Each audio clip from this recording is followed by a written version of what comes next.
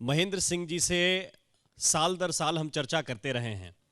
जी उत्तर प्रदेश उत्तराखंड हर साल ये कोशिश करता है कि कुछ चीज़ें याद दिलाते रहें और कुछ सवाल भी ऐसे हैं जो जनता से जुड़े हुए हैं वो पूछते रहें। और अब जो है वो फाइनल युद्ध की बारी है।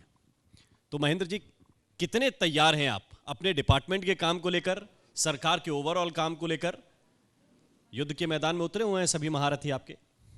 सबसे पहले तो मैं जी उत्तर प्रदेश का स्वागत और अभिनंदन करता हूं कि आप चुनाव के दौरान इस प्रकार की चर्चा करा के लोगों को अपनी बात करने का अवसर प्रदान कर रहे हैं।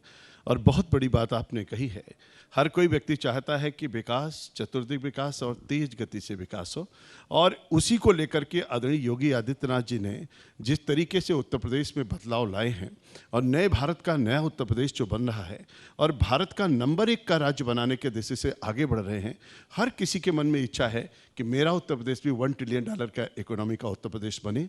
उत्तर प्रदेश का चतुर्दिक विकास हो, अमन, चैन और शांति का वातावरण हो, विकास करने वाले लोग और निवेश करने वाले लोग उत्तर प्रदेश में आए, और उस तरीके का वातावरण आज उत्तर प्रदेश में दिखाई पड़ रहा है। गाजियाबाद से लेकर के गाजीपुर और बांदा से लेकर बहराइच तक संपूर्ण उत्तर प्रदेश में मोदी योगी का नारा छा रहा है। हर किसी के मन में है फिर से योगी की सरकार बननी चाहिए, जिससे मेरा उत्तर प्रदेश नंबर 1 के राज्य पर पहुँच सके।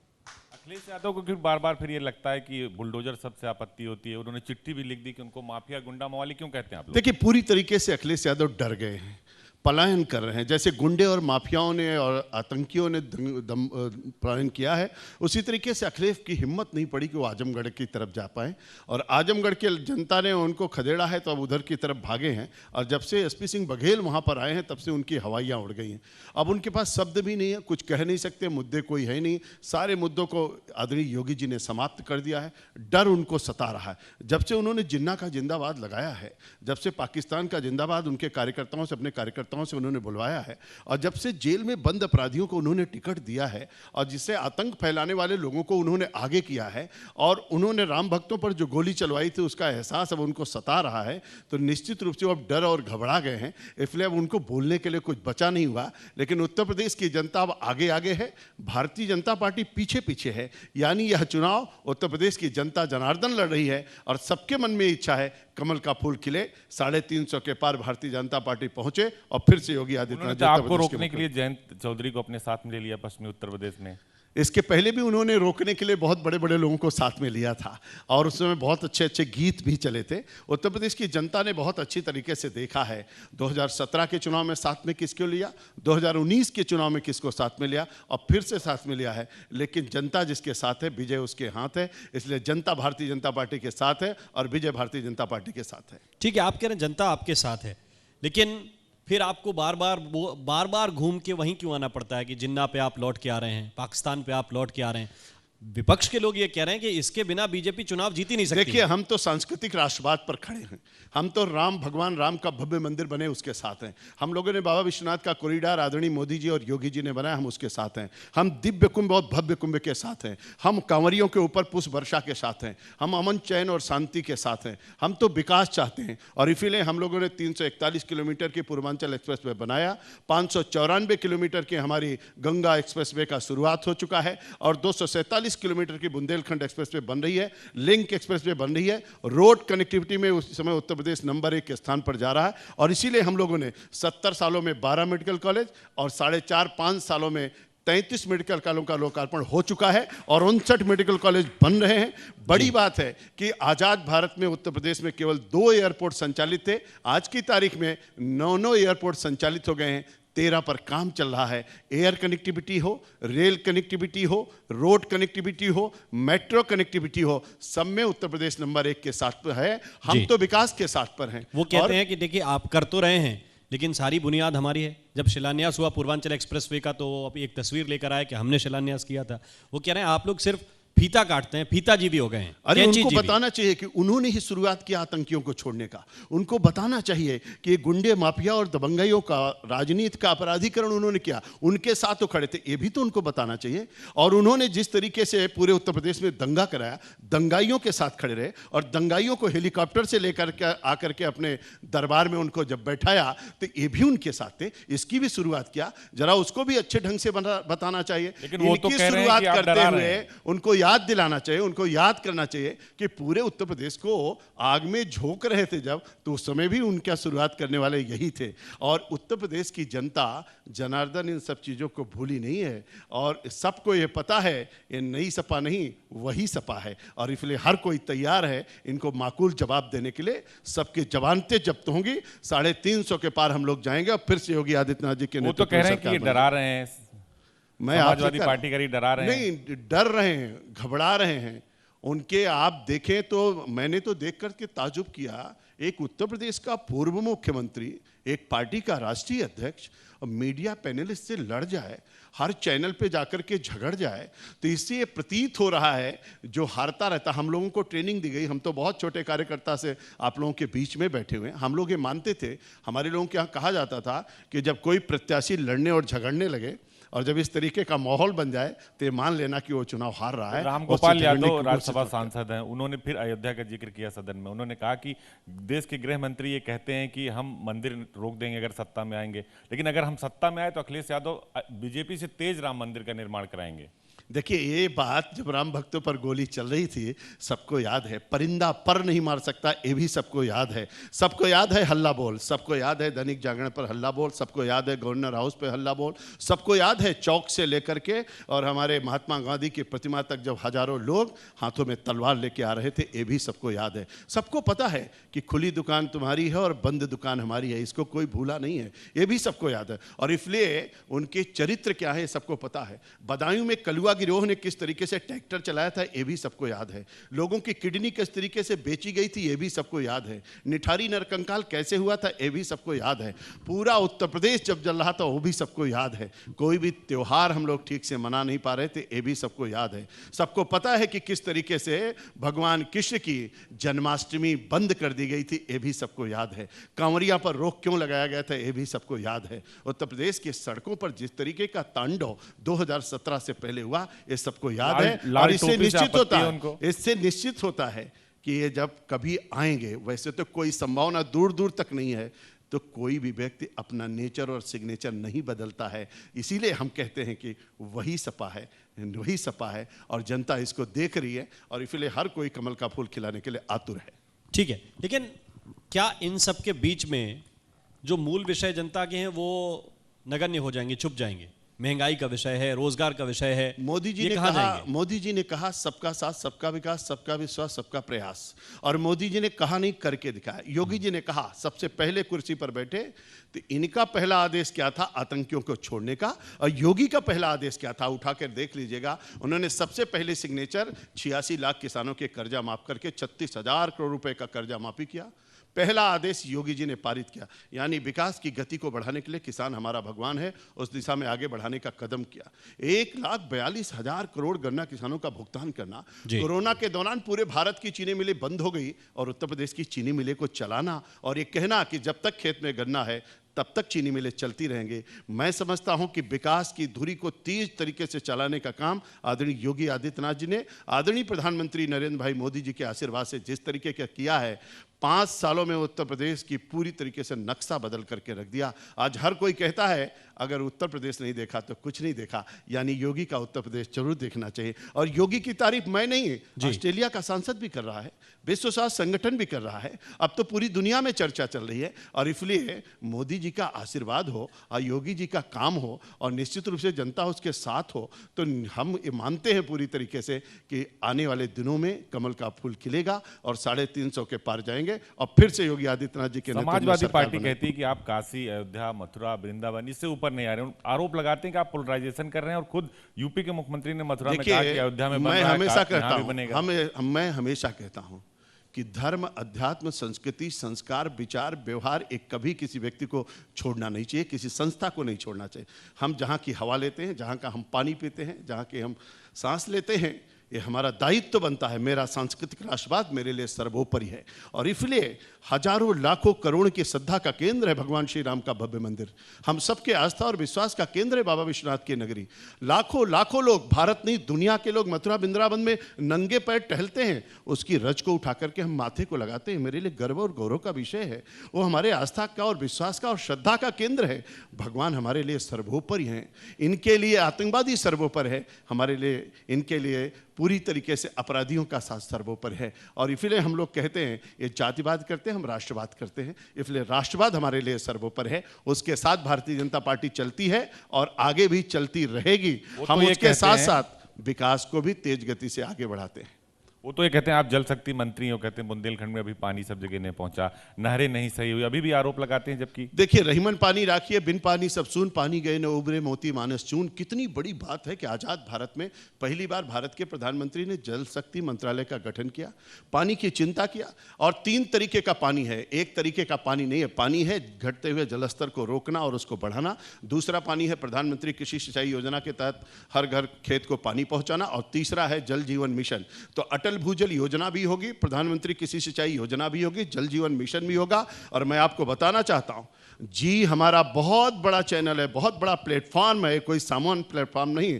उस पर बैठ करके मैं दावे के साथ कहता हूं 2007 से लेकर के 2017 के बीच में 1,05,000 हेक्टेयर, मेरी बात को नोट कर लीजिए और आप इसको वेरीफाई कर लीजिएगा, 1,05,000 हेक्टेयर जमीन दोनों सरकारों ने केवल ट्यूबवेल लगा करके अतिरिक्त सिंचन किया था। और हम लोगों ने 5 साल में, योगी सरकार ने 23.5 लाख हेक्टेयर जमीन को सिंचित करने का काम, अतिरिक्त सिंचन क्षमता को बढ़ाने का काम किया है। 71 और 72 में सरयू परियोजना शुरू हुई थी। आप सब बुद्धिजीवी पत्रकार हैं। 50 साल बाद हम लोगों ने 9,802 करोड़ रुपए लगा करके 14.5 लाख हेक्टेयर जमीन को सिंचित करने वाली परियोजना आदरणीय प्रधानमंत्री के कार्यक्रमों द्वारा लोकार्पण किया। 9 जिले गोंडा, बलरामपुर, बहराइच, श्रावस्ती, संत कबीर नगर, बस्ती, सिद्धार्थनगर, महाराजगंज, गोरखपुर को सिंचित किया और 30 लाख किसानों को उसका लाभ पहुंचाने का काम किया है। हम लोगों ने अर्जुन सहायक परियोजना जो बरसों से चल रही थी, दोनों सरकारें नहीं पूरी कर पाई थी, उसको भी पूरा करके हमारे महोबा में, हमीरपुर में, बांदा में हम लोगों ने खेत तक पानी पहुंचाया है।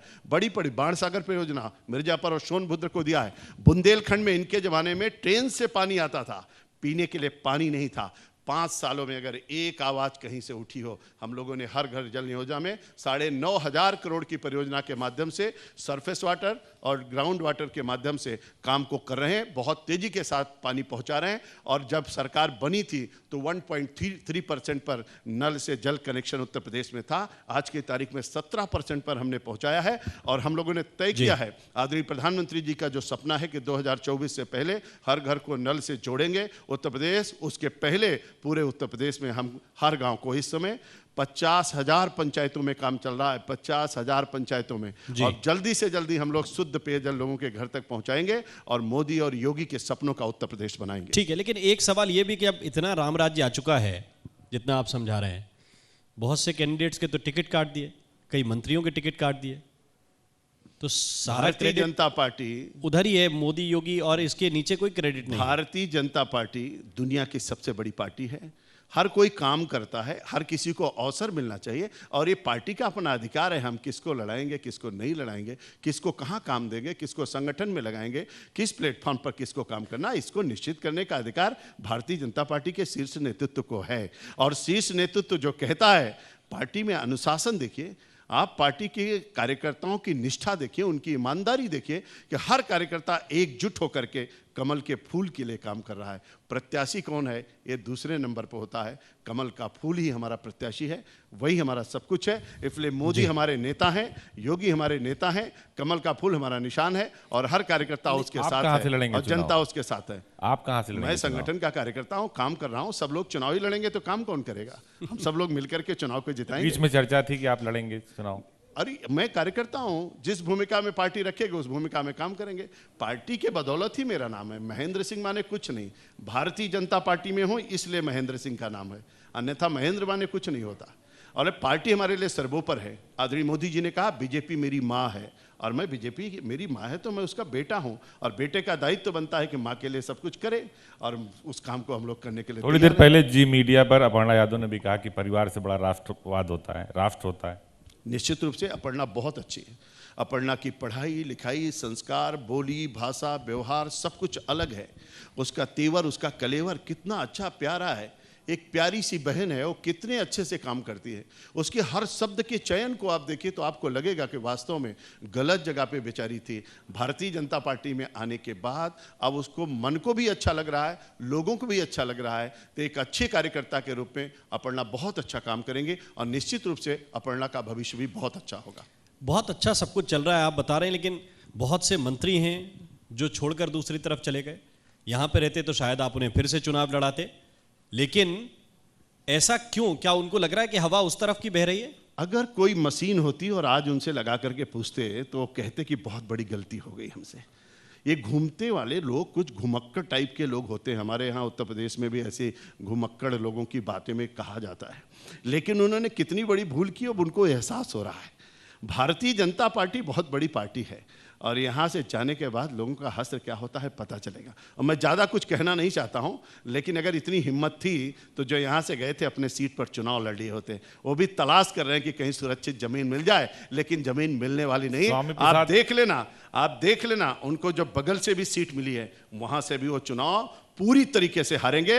भारतीय जनता पार्टी वहां भी चुनाव जीतेगी। उनको पता चल जाएगा कि भारतीय जनता पार्टी मतलब क्या होता है। स्वामी साहब मौर्य कह रहे हैं सांप और न्योली की लड़ाई है, जबकि उनकी बेटी आप ही की पार्टी से सांसद है। देखिए वो क्या कहते हैं क्या नहीं कहते हैं, जनता उनको नोटिस में ही नहीं ले रही। उनके एक एक शब्द पर, उनके ट्विटर उस पर देखिए गालियां कितनी मिलती। मैं कुछ कहना नहीं चाहता हूं, लेकिन हर किसी को पता है। जब उनसे पूछा कि 5 साल में आपने क्या किया, तो उन्होंने 2007 से 17 के आंकड़े और 5 साल के आंकड़े उन्होंने गिनाए। जिस आंकड़े को उन्होंने गिनाया वो योगी सरकार की उपलब्धि उन्होंने बताई। और योगी सरकार की अगर इतनी उपलब्धि है तो आप कल्पना कर सकते हो कि योगी सरकार आज पूरे भारत में छा गई है। अब बताइए कि हम लोग ईज ऑफ डूइंग बिजनेस में 14वें पायदान से हम लोग आज दूसरे स्थान पर आ गए हों, और रोजगार का जो स्थान था 17.5% से 4.5% पर हम स्टैंड कर रहे हों, लोगों की आय दोगुनी हो गई हो, और पूरे विकास के हर क्षेत्र में जितनी भारत सरकार की योजना है उसमें सब में उत्तर प्रदेश अगर नंबर 1 के स्थान पर हो, तो आप कल्पना कर सकते हो आज मेरा उत्तर प्रदेश पूरे भारत का नंबर 1 का राज्य। प्रकाश राजभर थोड़ी देर पहले हमारे मंच पर थे। उन्होंने माफियाओं को लेकर कहा कि आपकी पार्टी के भी एक माफिया का नाम लिया, ब्रजेश सिंह का नाम लिया, मुख्तार पर सवाल किया गया था, तो आप क्या कहेंगे? देखिए ओम प्रकाश राजभर को लोग अच्छे से पहचान गए हैं। ओम प्रकाश राजभर के पास कुछ बचा हुआ नहीं है। अब आकर के आप लोग चूंकि उनको चुनाव तक बुला रहे हैं इसलिए वो अपनी बात कह रहे हैं। लोग नहीं समझ पाए थे, आप ही की तो पार्टी में थे। लेकिन उनको पता, वो इसीलिए ना वो भारतीय जनता पार्टी में आ गए थे, इसीलिए उनका थोड़ा स्थान बन गया था। अब उनको पता चल जाएगा सही जगह पर है और सही जवाब उनको मिल जाएगा। और इसलिए हम लोग कहते हैं कि भारतीय जनता पार्टी कार्यकर्ता आधारित पार्टी है और सबसे बड़ी पार्टी है। और आदरणीय नरेंद्र भाई मोदी जैसा नेता जहां पर हो और हमारा चुनाव निशान कमल निशान हो, मैं जी के माध्यम से कहना चाहता हूं अपने श्रोताओं को कि एक ही चुनाव निशान ऐसा पंडित अटल बिहारी वाजपेयी ने कमल का दिया है जिस पर लक्ष्मी वास करती हैं। और सबसे बड़ी बात है कि भारत के संविधान में जो 22 चित्र हैं उसमें से एक कमल दल भी है और वो केवल भारतीय जनता पार्टी के पास है। तो मैं समझता हूं कि हमारे लिए ये सौभाग्य का विषय है कि हम लोग भारतीय जनता पार्टी के कार्यकर्ता। उत्तर प्रदेश में एक नैरेटिव सेट करने की कोशिश की जा रही है, चाहे ओम प्रकाश राजभर कोशिश कर रहे हों या दारा सिंह चौहान जो पार्टी छोड़कर गए, या स्वामी प्रसाद मौर्य हों या सैनी साहब हों, कि ये सरकार पिछड़ा विरोधी है और एक गोलबंदी करने की कोशिश हो रही है कि एक जातियों का व्यूह बना के बीजेपी को पटकनी दी जाए। भारतीय जनता पार्टी जाति में विश्वास नहीं करती और भारतीय जनता पार्टी का आदरणीय मोदी जी का नारा है सबका साथ, सबका विकास, सबका विश्वास, सबका प्रयास। हम लोगों ने कहा सर्वस्पर्शी, सर्वस्पर्श, सर्वग्राही, सर्वग्राह्य, ये हमारा ध्येय वाक्य है। उस आधार पर हम चलते हैं। लेकिन फिर भी अगर इस आधार पर आप बातचीत करते हैं तो दुनिया का सबसे बड़ा नेता आदरणीय नरेंद्र भाई मोदी भी पिछड़ी जाति के हैं, हमारे भारत के प्रधानमंत्री हैं और उनकी छतरी के नीचे आज पूरा भारत पूरी दुनिया के अंदर अपना स्थान बना रहा है। और जिस तरीके का परचम आदरणीय नरेंद्र भाई मोदी ने लहराया है, पहले ये लोग कहते थे कि आप भारत में वंदे मातरम नहीं गा सकते, अब तो हम इंग्लैंड में भी वंदे मातरम गा रहे हैं और अमेरिका में भी वंदे मातरम गा रहे हैं। भारत माता का जयकारा लग रहा है। अब दुनिया के अंदर चर्चा चल रही कि केवल 3 देश ऐसे हैं जो दूसरे देश में घुस करके मारते हैं। एक का नाम अमेरिका, दूसरे का नाम इजराइल और तीसरे का नाम भारत है। ये नरेंद्र भाई मोदी के नेतृत्व का करिश्माई नेतृत्व का गुण है। आज नरेंद्र भाई मोदी भारत माला बना रहे हैं, सागर माला बना रहे हैं। इसलिए जनता कह रही है जो भारत माला बना रहा है, जो सागर माला बना रहा है, उसके लिए विजय माला तो हम लोगों को भी बनानी चाहिए। और इसलिए सब लोग विजय माला बनाने के लिए तैयारी कर रहे हैं। इस तरीके का वातावरण आज भारत के अंदर बना है कि दुनिया कह रही है जिस रास्ते पे मोदी चल रहे हैं उसी रास्ते पर हमको, आपको, सबको चलना चाहिए। और मोदी जी के आशीर्वाद से योगी जी ने उत्तर प्रदेश में जो बदलाव लाया है वो अकल्पनीय है, कोई सोच नहीं सकता है। और हमको तो कभी कभी लगता है कि वास्तव में चाहे किसानों की समस्या हो, नौजवानों की समस्या हो, आप कल्पना करिए कि एक बार भी अखिलेश नहीं बोलते। हाईकोर्ट के आदेश पर प्रयागराज के लोक सेवा आयोग की स्थिति क्या हुई थी। आप सबको पता है अधिनियम चयन सेवा आयोग की स्थिति क्या हुई थी। कोई भी भर्ती सकुशल हो नहीं पाई। आज 5 लाख नौजवानों को सरकारी नौकरी मिली है, एक भी अंगुली कहीं पर नहीं उठी। पूरी पारदर्शिता के साथ, पूरी निष्पक्षता के साथ कितना अच्छा और सुंदर और अच्छा काम किया गया है। योगी जी ने नौजवानों को रोजगार का सृजन किया। 1 डिस्ट्रिक्ट 1 प्रोडक्ट के माध्यम से लाखों नौजवानों को उससे जोड़ने का काम किया है। हमारी इकोनॉमी को बढ़ाने का काम किया है। किसानों के समस्याओं का समाधान आने जा रहा है, कल कह रहे हैं 6 को आएगा। क्या ऐसा होने वाला है जो अखिलेश ने 300 यूनिट बिजली और कई सारे वादे किए, आपके संकल्प पत्र में क्या आने वाला है? सबसे बड़ी बात यह है कि हम संकल्प पत्र कहते हैं और संकल्प इसलिए लिया जाता है कि हम उसको पूरा करते हैं। और इस संकल्प के साथ पिछली बार हम लोगों ने जितनी बात कही थी उसको सबको अपने संकल्प पत्र को अक्षरशः हम लोगों ने पूरा किया है। अब जब कल का संकल्प पत्र आएगा तो आप देखिएगा कि उत्तर प्रदेश के चतुर्दिक और सर्वांगीण विकास की दृष्टि से बहुत ही अच्छी तरीके से उसमें भारतीय जनता पार्टी का संकल्प होगा, जिसको आगे हम लोग 10 मार्च को रिजल्ट आएगा, कमल का फूल खिलेगा, योगी आदित्यनाथ जी के नेतृत्व में सरकार बनाएंगे और अपने संकल्प। अखिलेश के वादों की काट होगी? अखिलेश के पास ना कोई वादा है ना कोई इरादा है। वो तो पूरी तरीके से जिस तरीके से कोरोना के दौरान आइसोलेट हो गए थे, अब जनता जनार्दन इस चुनाव में उनको आइसोलेट कर देगी। कहीं वो दिखने वाले नहीं हैं तो और वो आराम से विश्राम करेंगे और वहीं से लेटे लेटे चिड़िया उड़ाएंगे। जैसे पहले चिड़िया उड़ाते थे, ट्विटर पे ही अपनी बात करते थे, वही करेंगे। इसके सिवा उनके पास कोई काम बचने वाला नहीं है। भारतीय जनता पार्टी पूरे इरादे के साथ, पूरे संकल्प के साथ, पूरी ऊर्जा के साथ, पूरे जोश के साथ, पूरी हिम्मत के साथ और जनता जनार्दन के साथ आगे आने वाली है और अपने संकल्प पत्र को फिर से पूरा करके उत्तर प्रदेश को नंबर 1 का राज्य बनाने वाली है। ठीक है, आपने कोरोना का जिक्र किया, लेकिन विपक्ष एक ये पिक्चर दिखा दिखा के लोगों को कि जो डार्क साइड था उसका, कि बहुत से लोगों की जान गई, ऑक्सीजन की कमी थी, गंगा में लाशें बहीं, ये मिसमैनेजमेंट सरकार का था। इसके आधार पर वो कह रहे हैं कि अब नई सरकार लाई है और हम बेहतर करके देंगे। पिछले 5 साल योगी की सरकार को हो रहा है, एक भी भ्रष्टाचार का उदाहरण आपको योगी सरकार में नहीं मिलेगा। विपक्ष भी एक भी आरोप नहीं लगा पाया। कितनी बड़ी बात है कि भ्रष्टाचार मुक्त प्रशासन दिया, गुड गवर्नेंस दिया है, सर्वांगीण विकास दिया है। आज दुनिया के लोग उत्तर प्रदेश को देखने के लिए आए हैं। 5-5 एक्सप्रेस वे दिया है हमने, अभी एयरपोर्ट की बात आपको बताई है हमने, किसानों की समस्या के समाधान के बारे में आपको बताया है। सब कुछ उत्तर प्रदेश में देने का काम योगी जी ने किया है। और मैनेजमेंट, जहाँ तक कोरोना की बात है, फ्री में राशन, फ्री में दवाई, फ्री में टेस्ट, फ्री में वैक्सीन, और कितनी बड़ी बात है, जीवन और जीविका दोनों को बचाया है। पहली बार आज़ाद भारत में किसी राज्य के, उत्तर प्रदेश जैसे राज्य का मुख्यमंत्री कहते हैं कि राशन के साथ साथ हम तेल भी देंगे, नमक भी देंगे, चीनी भी देंगे, हर किसी व्यक्ति को दाल भी देंगे। ये पहली बार राशन दे रहे हैं और डबल इंजन की सरकार डबल डोज राशन देने का काम करे। और इतना राशन कि लोगों को उठाए नहीं उठ रहा है। तो हर कोई इस बात को भी ध्यान में रख रहा है कि कोरोना के दौरान जिसने टीका लगवाया है, जिसने फ्री में राशन दिया है, जिन्होंने हमको दवाई कराई है, जिन्होंने फ्री में टेस्ट कराया है, जिन्होंने हमको सब कुछ दिया है, उसको हमको भी तो कुछ देना चाहिए। इसलिए अखिलेश फ्री की तरफ जा रहे हैं, वो भी फ्री वादे कर रहे हैं। समझ गए हैं कि आप? निश्चित रूप से देखिए, इतनी तो समझ सबको है और ज़्यादा जो नहीं समझते हो आप लोग समझा देते हैं। तो समझ तो इतनी सभी है, इतना सारा सर्वे आप लोग दिखाते रहते हैं, इतनी सारी चीज़ें आप दिखाते हैं, तो घर में लेटे लेटे भी समझ में तो आ ही जाता है कि होने वाला क्या है। और जनता बोलती रहती है। जनता को जनार्दन कहा गया है, जनार्दन ऐसे नहीं कहा गया है। वास्तव में जनता जनार्दन है और जनता सब कुछ जानती है, जनता कुछ भूलने वाली नहीं है। और इसलिए जनता ने बहुत अच्छे ढंग से देख लिया है और उनको सबको समझ में आ गया। और आपको मैं कहना चाहता हूँ, मैं वही पश्चिमी उत्तर प्रदेश से आ रहा हूँ, बुलंदशहर और मेरठ की जिम्मेदारी मेरे पास है। मैं कई दिनों से वहाँ पर था और आपको कल्पना नहीं होगी किस तरीके का उत्साह और उमंग। 7 सीटें बुलंदशहर में, 7 की 7 तो भारतीय जनता पार्टी पिछली बार से अब की बार दूने मतों से जीतने जा रही। और सभी जिलों में इस तरीके का माहौल बना है। और जब पश्चिम की अच्छी बयार आती है तो लोग कहते हैं पछुआ हवा जब चलता है ना तो फसल पक जाती है। और निश्चित रूप से 10 तारीख को ज्यादा तो कहते हैं कि एंटी कंबेंसी सरकार की, टिकट ज्यादा काट रहे थे इसलिए काटना कम कर दिया। इसीलिए मैंने कहा ना कि कौन क्या कर रहा है इससे मतलब नहीं, जनता क्या करी इससे मतलब है। जनता 2014 में जिस तरीके का आशीर्वाद दिया, 17 में दिया, 19 में दिया, उपचुनाव में दिया, पंचायत में दिया, उसी तरीके से 2022 में देगी और फिर से कमल का फूल खिलेगा और भारतीय जनता पार्टी योगी आदित्यनाथ जी के नेतृत्व में सरकार बनेगी। पश्चिम में एक परसेप्शन ये बनाया जा रहा है कि किसान बहुत नाराज है आंदोलन के बाद।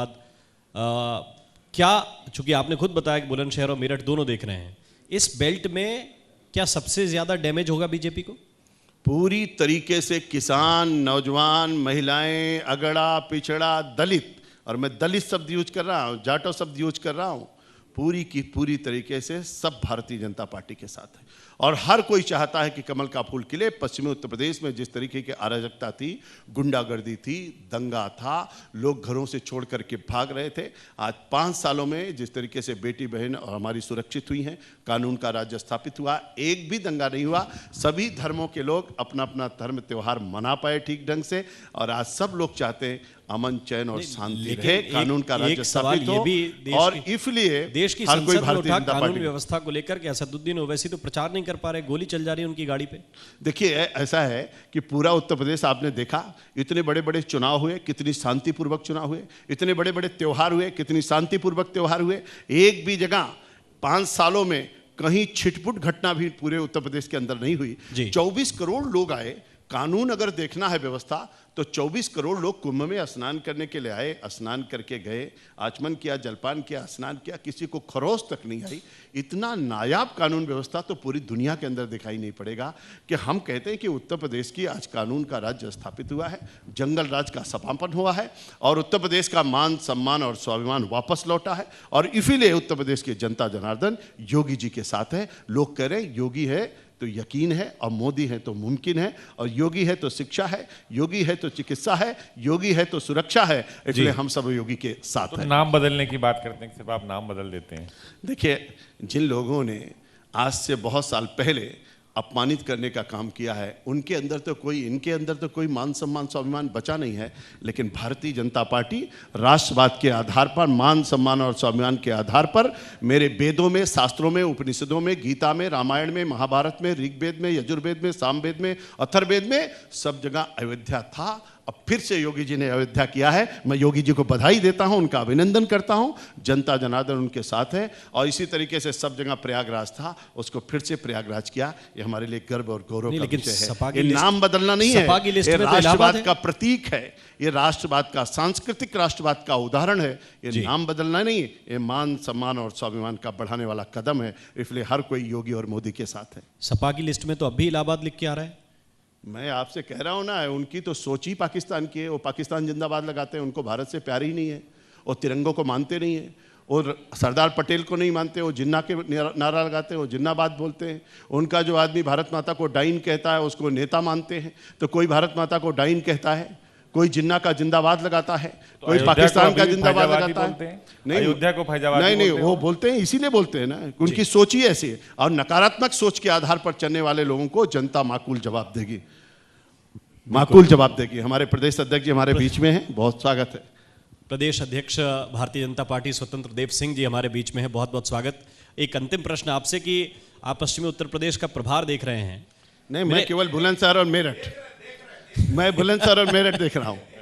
मैं बुलंदशहर और मेरठ पर्याप्त थे, लेकिन वहां से एक जिक्र उठा कि गर्मी को कम करना है। निश्चित रूप से, अगर कोई दबंगाई, उन लोग कहते हैं ना, जो जितना बड़ा दंगाई उतना बड़ा सपाई, जो जितना बड़ा अपराधी है उतना बड़ा समाजवादी, और जो जितना बड़ा गुंडा है उतना अखिलेश का खाफ है।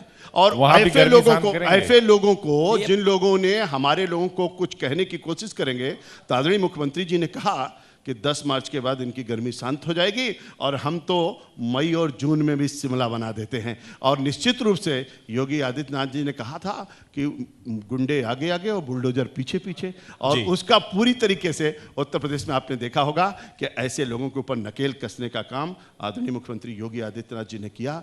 गरीबों पर, जिन्होंने गरीबों को सताया था, उनके जमीनों पर कब्जा किया था, उसको हटा करके कब्जेदारों से गरीबों के लिए भवन बना करके दे रहे हैं। ये हमारे सबके लिए बहुत बड़ी उपलब्धि है, और इसकी चर्चा केवल उत्तर प्रदेश नहीं पूरे भारत में हो रही है। इसलिए मैं बधाई देता हूं अपने मुख्यमंत्री जी को, और इसी कारण से पूरे उत्तर प्रदेश की जनता जनार्दन योगी जी के साथ है, और जनता जिसके साथ है विजय उसके हाथ है। बिल्कुल, बहुत बहुत धन्यवाद, बहुत बहुत शुक्रिया मंत्री जी, आपने हमारे लिए वक्त निकाला। बहुत बहुत धन्यवाद। Thank you.